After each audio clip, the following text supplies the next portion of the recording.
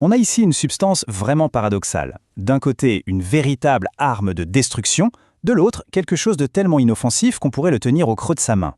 Alors aujourd'hui, on va décortiquer ensemble ce fascinant mystère chimique. Alors la grande question, c'est comment un métal peut-il être capable de détruire, disons, un ordinateur, au point d'être banni des avions, et en même temps être totalement sans danger pour la peau humaine. C'est ce paradoxe qu'on va essayer de comprendre. Bon, assez de suspense. Ce fameux métal au cœur de notre histoire, il s'appelle le gallium. Le gallium, qu'est-ce que c'est? C'est un métal assez mou, argenté, et quand il est liquide, il fait un peu penser au mercure, mais la bonne nouvelle, c'est qu'il est beaucoup moins toxique. Et sa particularité, vraiment la clé de tous, c'est son point de fusion qui est exceptionnellement bas. Et quand je dis bas, regardez ce chiffre, 30 degrés Celsius. 30 degrés, c'est à peine plus chaud qu'une journée d'été. En gros, ça veut dire que ce métal, qui est solide à température ambiante, il suffit de le prendre dans sa main pour qu'il se mette à fondre. C'est ça qui le rend si spécial. Ok, maintenant qu'on a fait connaissance, voyons la première partie du paradoxe, son côté, disons, destructeur. C'est là que le gallium montre vraiment son visage le plus agressif, surtout face à un métal qu'on utilise absolument tous les jours. Alors comment ça marche exactement? Le gallium, il ne va pas dissoudre l'aluminium comme le fera un acide, pas du tout. C'est plus subtil. En fait, il s'infiltre, il passe à travers sa couche de protection naturelle et il va s'intégrer directement dans sa structure. Il crée un nouvel alliage. Et c'est là que tout bascule. Ce nouvel alliage est incroyablement fragile. L'aluminium devient cassant, mais vraiment cassant comme du verre.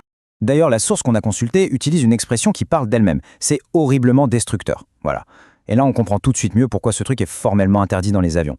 On imagine juste une seconde, une petite goutte de gallium qui tombe sur une pièce en alu de l'avion. Les conséquences seraient... Non, c'est juste impensable. Mais bon, ça c'est le côté obscur du gallium. L'histoire a un autre visage, beaucoup plus surprenant.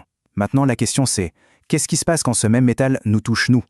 Logiquement, on se dit qu'un truc capable de rendre l'aluminium à métal quand même super solide, aussi fragile que du verre, ça doit être terrible pour la peau, non? On s'attendrait à des brûlures, à une réaction assez violente. Eh bien, la réalité est complètement différente. Et voilà, la solution du paradoxe. D'un côté, sur l'aluminium, c'est une catastrophe, on l'a vu. De l'autre, sur la peau humaine, au pire, ça peut être un tout petit peu irritant. Mais pourquoi une telle différence?